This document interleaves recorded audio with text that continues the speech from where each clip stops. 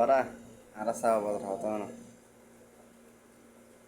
ওই বেরি নবীন আর রেসালে ফালতু চলে গেল দি ইবে ইবে দেখি 90 সাল কি গেছি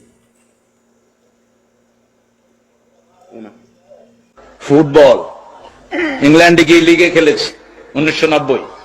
কি ভালো ইনকাম।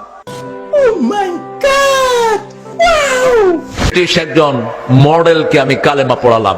ব্রিটিশ মডেল ছিলেন তিনি। তখন আমি ব্রাইটন ইসলামিক সেন্টারের খতিব। 90 সাল। সঠিক বলেছেন, আপনার বুদ্ধি ভালো। ওই টিচার শ্রেষ্ঠ টিচার, আমি অক্সফোর্ডের 3 বার শ্রেষ্ঠ টিচার হয়েছি। আজকে বলে ফেললাম ফট করে, এটা কেউ জানে না, আমার পরিবারও জানে না। আনবো ইনশাআল্লাহ। আমরা হেলিকপ্টার ঠিক করছি, এটা ঠিক করছি, সেটা ঠিক করছি। আমি হেলিকপ্টারে উঠতে চাই না, কারণ হেলিকপ্টারতে বেশি দ্রুতগামী রকেটে আমি চড়েছি অনেকবার। ঢাকার চ্যাম্পিয়নশিপ পুরস্কারও আছে আমার ব্যাডমিন্টনে। আসো খেলবো, খেলা হবে, খেলা হবে।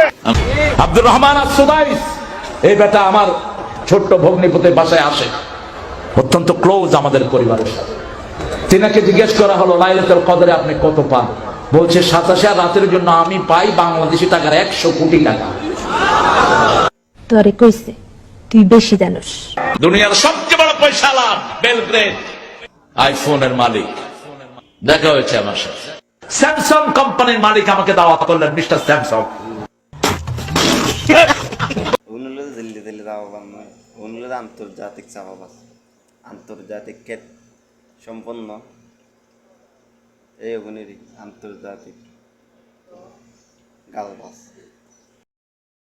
চাপাবাজি করলে ওরগ গালবাজি করলে ওরগ ওয়াদ ময়দানের মেঝে নাট্য আনা বানাবলি ইং করলে ওরগ ইংলে আন কোনো সমস্যা নেই যায় আর নই এনে ওদের এইতে জবাব দিব এটা যেমন আন্নবীর নারীরা সালাতরা ফালতু জলুগা হইয়ে ইতের দিকে আলাম নয় ইতের উস্তাদ আজ জুতার সমতুল্য দাম নদী ইতে আন্নবীর সালাতরা ফালতু জলুগা হয়ে যায় হারামজাদা হড়িয়ে আন্নবীর নাম হবনিং তুই জানেন না ওটা তুই আগে ফুটবল খেলা হয় 1990 সালের মেঝে ফুটবল খেলা হয় রকেট স্বর্গ এই কালবার টেক দিকে আনি তো এটা গাল ওয়াজ ময়দান তাই আন্নবীর বিরুদ্ধে গালবাজি করার দৌড়া হারামজাদা হড়িয়ে বিয়াদব কমভক্ত